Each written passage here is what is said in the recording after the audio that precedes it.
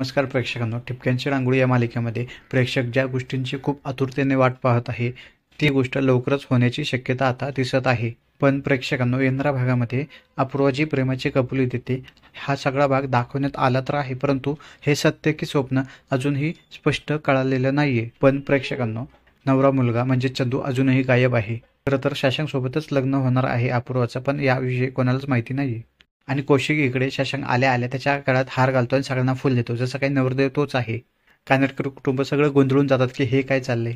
आणि यंत्र भागामध्ये सुद्धा कौशिक हे लग्नाच्या विधीमध्ये चंदूऐवजी शशांकला तयार करताना तुम्हाला कौशिक दिसणार आहे.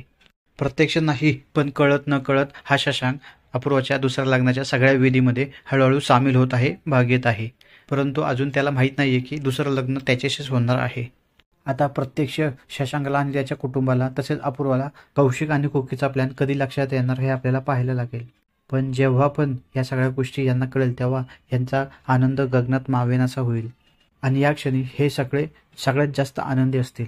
आणि याच गोष्टीची प्रेक्षकसुद्धा खूप वाट पाहत आहे. आता पाहू या गोष्टी कधी होत आहेत. असेच नवीन व्हिडिओ पाहत राहण्यासाठी माझ्या चॅनलला नक्की सबस्क्राईब करा. धन्यवाद.